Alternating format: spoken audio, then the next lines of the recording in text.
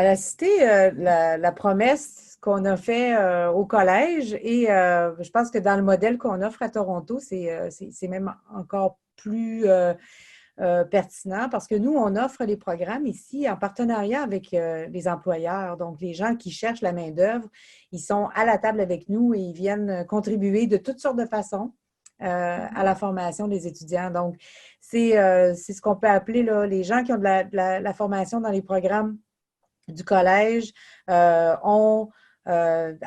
sont sur les premières lignes, en fait, de tout ce qui se fait au niveau des domaines d'études qu'ils sont en train d'explorer et avec lesquels ils sont en train de se familiariser. Donc, c'est des professionnels qui travaillent actuellement dans le domaine, quand on parle de relations publiques ou de journalisme ou en éducation en service à l'enfance ou en autisme. Et c'est des gens, donc, qui offrent une formation qui est très, très à la page parce que ils sont en train de vivre même toutes les transformations qu'on peut vivre en ce moment dans le monde, dans les différents domaines et comment ça les touche.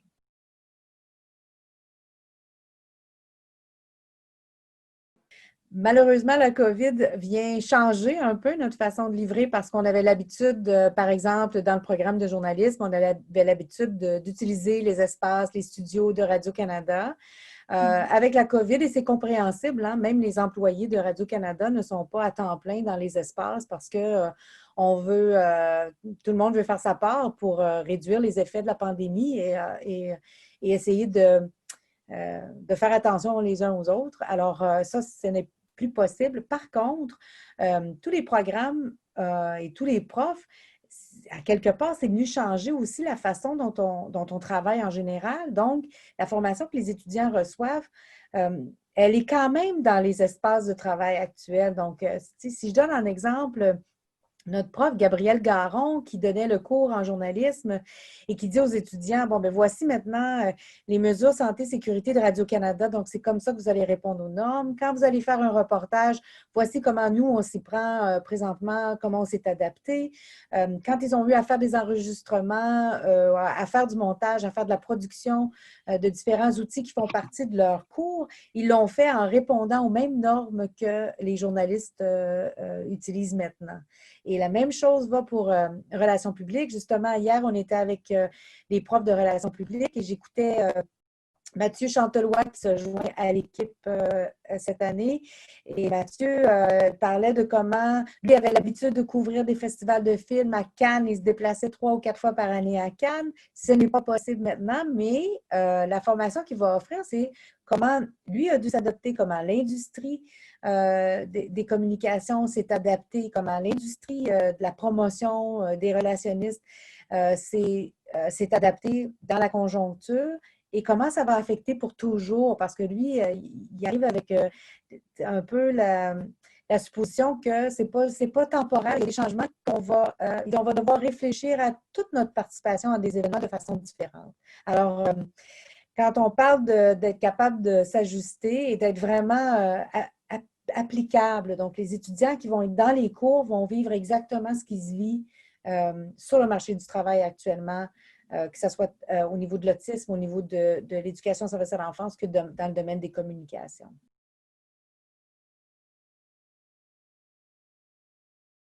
OK. Alors, je vais commencer par parler du domaine des communications parce que c'est un domaine pour lequel il y a beaucoup d'intérêt de la part des employeurs.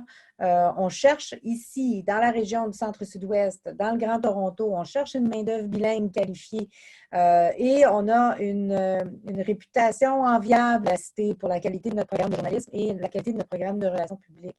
Donc, il y reste encore de la place, les gens peuvent encore s'inscrire, mais ça, c'est 2 programmes. Donc, le programme de relations publiques, qui est le domaine des communications très large, qui nous amène dans toutes sortes de sphères d'activité, que ce soit autant dans le domaine du marketing, de la publicité, que dans le domaine des communications, ça peut être pour des organismes sans but lucratif qui ont des agents de communication, ça peut être dans le monde de l'éducation qui ont des agents de liaison, des agents de promotion, de marketing. Ça peut être à la fonction publique même qui cherche à se bilinguiser ou si on veut qu'il y ait une présence francophone à la fonction publique, il faut qu'il y ait des francophones qui travaillent à la fonction publique. Donc, Ça, c'est un domaine qui a beaucoup, beaucoup de différents débouchés. Alors, quelqu'un qui a déjà un parcours en communication, parfois on arrive, il y a toute une population immigrante qui arrive sur le Grand Toronto et qui sont pleins de compétences et de connaissances, qui ont œuvré déjà dans le domaine des communications. Et on peut au collège reconnaître les compétences que vous avez acquises et accélérer votre formation. Et ça, c'est la même chose pour le programme de journalisme. Il reste encore de la place dans ce programme-là aussi. On a des partenaires, dont Choc FM, l'Express, Radio-Canada, Grand Toronto, un partenaire important de la cité qui est TFO Média. Donc, on a des partenaires qui sont engagés dans la formation de nos étudiants qui travaillent avec nous dans cette formation-là. Et il y a des emplois il y a des employeurs intéressés qui veulent embaucher une main-d'œuvre locale. Donc, il n'est pas trop tard. Les gens peuvent encore s'inscrire. Des fois, on s'est assis un peu en se demandant comment l'automne allait se dérouler. Bien, là, on le sait que on est dans cet automne. On n'a pas de certitude sur ce qui va arriver, mais on sait que là, cette réalité-ci va être une réalité qui va durer encore un certain temps. Puis moi, j'invite les gens à ne pas mettre les projets en arrêt, mais plutôt d'activer les projets pour être prêts, justement, quand l'économie va reprendre complètement, quand on va se sortir de ça, mais qu'on soit prêt et qu'on ait eu une formation qui est adaptée parce que le milieu du travail va changer à tout jamais. Et donc, moi, j'invite les gens c'est le temps maintenant. Autant on peut penser que ce n'est pas le temps, c'est le temps maintenant. Ensuite, il y a le domaine de l'éducation. Encore là, il y a encore de la place. En éducation au service à l'enfance, on sait qu'il y a une pénurie. On sait qu'on n'est pas... Présentement, le système ne roule pas à pleine vapeur. On n'est pas encore des classes pleines. Alors, certaines garderies sont à groupe restreint. Donc, c'est encore là un bon temps pour augmenter notre niveau de formation. On a un beau programme de reconnaissance des acquis pour les gens qui ont déjà œuvré dans le domaine de la petite enfance et qui veulent faire reconnaître leurs compétences.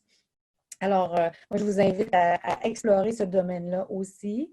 Et un post-diplôme qui est du domaine de l'éducation, mais qui est très, très en demande, c'est autisme et sciences du comportement. Donc, c'est une compétence ajoutée à n'importe quel intervenant dans le monde de l'éducation. Vous arrivez avec une carte extrêmement importante et en grand besoin. Et il n'y a que très peu de spécialistes francophones sur le territoire du Centre-Sud-Ouest. Alors ça, c'est éducation, communication et ensuite le domaine de l'administration. Donc, on a un programme, c'est un programme court, un programme d'1 an qui est pratique en administration des affaires. Donc, c'est la base. Et ça peut mener à un programme d'une 2e année, 3e année. Alors, c'est la première année, en fait, elle est diplômable, mais ensuite, on peut poursuivre si on veut se spécialiser dans le domaine des ressources humaines ou du marketing en particulier ou des finances. Mais la première année, c'est ce qu'on appelle l'année des généralistes. Donc, ça donne une bonne base tant au niveau de la comptabilité, finances, ressources humaines. Fait que c'est l'introduction à tout ça. Et on sait qu'on a des partenaires employeurs qui veulent une main-d'œuvre bilingue qui peut agir à titre d'adjoint de direction. Et vous savez, des fois, on a une mauvaise perception de ce domaine-là, mais quand on progresse dans une organisation, que ce soit dans le milieu financier, chez des firmes d'avocats, de comptables, quand on progresse et qu'on arrive à un niveau d'adjointe de direction, c'est des postes cadres. Donc, ce n'est pas un domaine où on est bloqué à quelque part, c'est un domaine où on peut évoluer dans une organisation et prendre de plus en plus de responsabilités et qui mène à des postes de gestionnaire. Donc, ça, c'est le programme pratique en administration des affaires. On a un autre post-diplôme, santé mentale et toxicomanie, alors qui est aussi un domaine pour lequel il y a une pénurie de main-d'œuvre et de spécialistes. On en sait beaucoup plus maintenant qu'on en savait avant et on en apprend toujours sur les défis liés à la santé mentale. C'est très, très chaud comme sujet. Et à la toxicomanie. Donc, ça, c'est un post-diplôme pour les gens qui ont déjà eu un parcours, soit en travail social, en psychologie et qui veulent se spécialiser. C'est vraiment fait pour vous. Et finalement, le programme de préposé aux soins, on sait qu'avec la COVID, on a bien compris qu'on a besoin de mieux rémunérer ces gens-là, puis on a besoin de les former rapidement parce qu'il y a de plus en plus de besoins. Et on sait qu'il y a beaucoup d'emplois dans ce domaine-là. Encore là, je trouve que c'est un domaine qui est mal connu. Moi, je vais vous dire, c'est un témoignage personnel, mais moi, ma mère a des préposés qui viennent chez elle et heureusement parce que c'est des gens qui sont qui facilitent sa vie, qui rendent sa vie plus agréable, avec qui elle a des échanges intéressants et qui lui permettent de rester dans sa maison. Fait que je trouve que c'est des gens, on a souvent une perception qui peut être un peu négative de ce rôle-là, mais c'est essentiel à ce que ça fait dans la vie des gens. C'est vraiment transformateur, puis ça permet aux gens de vivre un peu plus d'autonomie le plus longtemps possible. Donc, en gros, ça, c'est les programmes qui sont offerts. Et comme je le dis, il reste encore de la place et on est encore capable de vous inscrire et vous n'aurez pas pris de retard.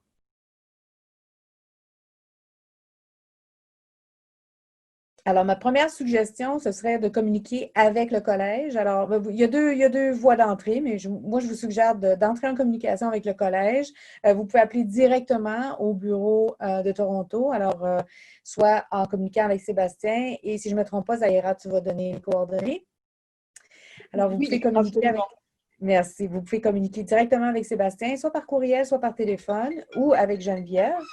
Et, et ils vont pouvoir vous aiguiller. Ensuite, il faut faire une demande au site de Collège Ontario et il faut trouver le programme et la personne au collège va pouvoir vous aider à faire ça. Ce n'est pas très compliqué, c'est assez intuitif, mais il faut se créer un compte à Collège Ontario et faire une demande. Et ensuite, une fois que vous avez un dossier, une matricule, bien là, on va vous relancer et vous demander de compléter la documentation ou d'envoyer la documentation nécessaire. C'est pas compliqué. Il y a différentes étapes, mais vous êtes accompagné tout le long du parcours, puis on peut faire en sorte que les choses s'accélèrent un peu compte tenu du temps là, pour ne pas prendre de retard.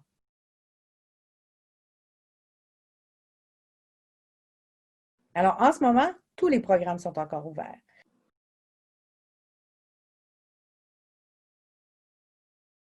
Nous, on offre toujours une livraison qu'on appelle mixte. Donc, il y a dans tous les programmes, ça c'est tout programme confondu, il y a une partie des cours qui sont livrés en ligne. Alors, quand je dis en ligne, parce qu'on fait on fait une distinction entre en ligne et à distance. Alors, en Mhm. ligne, c'est des cours qu'on appelle autoportants. Donc, et vous progressez à votre rythme et vous faites ça de façon, même s'il y a des gens, vous allez être connecté sur une classe quand même avec des collègues de classe, vous pouvez faire ça de façon autonome. Alors, il y a un accompagnement qui est offert par un tuteur ou une tutrice et cette personne-là vous aide, mais à progresser dans votre cours. Ensuite, alors ça, il y a quelques cours qui sont offerts comme ça dans le format en ligne de façon autonome. Puis ensuite, des cours à distance. Alors, nous, on a remplacé les cours qui étaient offerts. Normalement, on offrait des cours de fin de semaine intensive, ce qui était un bon format pour beaucoup de personnes parce que normalement, on est plus disponible, plus facile de faire un horaire de fin de semaine de cours. Je suis allée à l'école comme ça. Je sais que quand on a une famille, des fois, c'est plus facile de dire, je réserve la fin de semaine, mais après, j'ai mes soirées là, pour décanter, aider les enfants avec les devoirs, les lunchs, tout ça. Donc, c'était plus facile de réserver les fins de semaine. Mais pour ne pas trop perturber ça, on a gardé cette dimension-là. Donc, il y a dans le distance, et là, à ce moment-là, on a un prof. Et là, le prof est là pour livrer la matière. Dans le à distance, il y a une combinaison de ce qu'on appelle synchrone, donc des rendez-vous avec les profs qui prennent toutes sortes de formes. Alors, ça peut être toute la classe ensemble. On se branche avec le prof à un certain, je ne sais pas, je vais dire 9 heures le matin, le samedi. On passe 1 heure et demie ensemble branchés. Le prof donne une mission ou un exercice à faire de façon individuelle ou en équipe, se reconnecte en après-midi, reste disponible pour répondre aux questions. Donc, ça, c'est ce qu'on appelle une combinaison de synchrone et de asynchrone, où le prof va aussi rendre des travaux, des lectures disponibles, des exercices disponibles pour que les étudiants puissent avancer aussi sans être obligés d'être toujours branchés de façon virtuelle, mais en temps réel. Donc ça permet une plus grande flexibilité. On est capable de répondre aux besoins. Et je vais vous dire, les profs sont d'une créativité imbattable. Je vois les horaires, les chronologies, les exercices à faire. Ils reçoivent des invités dans des classes virtuelles.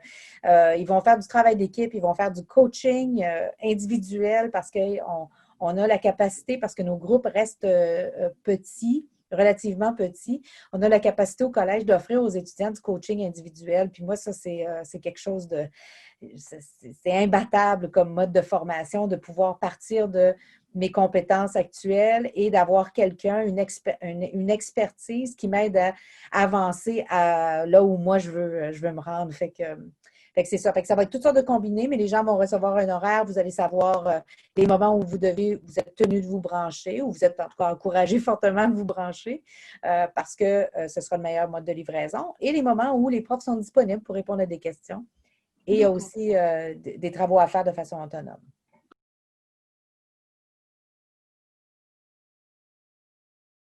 Tout ce que je peux vous dire, c'est qu'il n'est pas trop tard. Si c'est un projet que vous aviez peut-être envisagé éventuellement, mais c'est le temps, je veux dire aux gens qui ont déjà une formation ou une expérience professionnelle et que vous voulez soit la moderniser, soit l'adapter à votre environnement, soit recevoir une formation qui reflète le contexte dans lequel on vit présentement, on peut faciliter votre formation ou la raccourcir, votre formation, en reconnaissant les compétences que vous avez déjà acquises. Alors ça, c'est important. Mais c'est ça. Et je peux vous dire que je suis émerveillée par la qualité des cours qui vont être livrés malgré les défis que ça engendre, la COVID. Ce que je vois, c'est des expériences vraiment là, exceptionnelles que les étudiants vont pouvoir vivre avec des professionnels, du coaching individuel et des connexions. Parce que s'il y a une chose qu'on fait au collège, quand on parlait tout à l'heure, tu as commencé avec c'est ton milieu de travail. Bien, s'il y a une chose qui fait que c'est vrai, ça, c'est qu'on crée des liens et des connexions professionnelles entre les étudiants et divers professionnels pour que ça mène à l'emploi. Donc, on finit pas seulement avec un diplôme, mais on finit avec un carnet d'adresses. Et le carnet d'adresses, c'est celui qui va peut-être nous mener à l'emploi qu'on désire avoir ou obtenir. Donc, fait que moi, je vais vous dire, c'est pas le temps d'attendre de voir ce qui va arriver. On est dans ce qu'on est, on vit ce qu'on vit. Alors, il faut, au contraire, prendre le taureau par les cornes, comme on dit, et dire, bon, là, c'est le temps. J'y vais, je saute, je fais le saut, puis je vais mettre un autre jalon dans mon cheminement de vie, finalement. Oui, c'est encore possible de faire une demande d'aide financière. Là aussi, on peut vous accompagner, vous montrer un peu comment ça fonctionne. C'est pas compliqué. Il y a plusieurs étapes, mais c'est pas compliqué. Ça demande seulement qu'on ait la documentation nécessaire pour pouvoir répondre aux questions financières à l'aide financière. Mais oui, c'est toujours possible de faire ça à ce moment-ci pour la session actuelle. En ce moment, ce que je veux dire aussi, c'est que, étant donné la COVID, normalement, les étudiants, pour pouvoir confirmer leur place, doivent débourser un montant de 500 pour pouvoir confirmer leur chaise, si on veut, même si elle est virtuelle. Compte tenu des circonstances et pour faciliter le processus pour tout le monde, cette année, exceptionnellement, la Cité a décidé de demander un 100 pour confirmer sa place. Alors donc, ça va donner un petit délai pour... alors, avec un 100 on peut confirmer sa place, puis ensuite, la facture vient plus tard pour payer l'ensemble de ses frais de scolarité.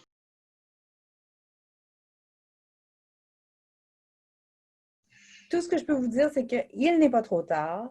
Si c'est un projet que vous aviez peut-être envisagé éventuellement, mais c'est le temps, je veux dire aux gens qui ont déjà une formation ou une expérience professionnelle et que vous voulez soit la moderniser, soit l'adapter à votre environnement, soit recevoir une formation qui reflète le contexte dans lequel on vit présentement, on peut faciliter votre formation ou la raccourcir, votre formation, en reconnaissant les compétences que vous avez déjà acquises. Alors ça, c'est important.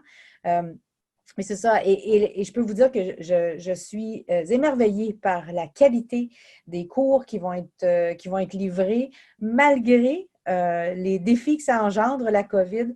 Ce que je vois, c'est des expériences vraiment là, exceptionnelles que les étudiants vont pouvoir vivre avec des professionnels, du coaching individuel et des connexions.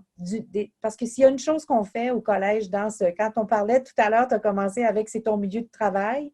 Bien, s'il y a une chose qui fait que c'est vrai, ça, c'est qu'on crée des liens et des connexions professionnelles entre les étudiants et divers professionnels pour que ça mène à l'emploi. Donc, on finit pas seulement avec un diplôme, mais on finit avec un carnet d'adresses. Et le carnet d'adresses, c'est celui qui va peut-être nous mener à l'emploi qu'on désire avoir ou obtenir. Donc, fait que moi, je vais vous dire, c'est pas le temps d'attendre de voir ce qui va arriver. On est dans ce qu'on est, on vit ce qu'on vit.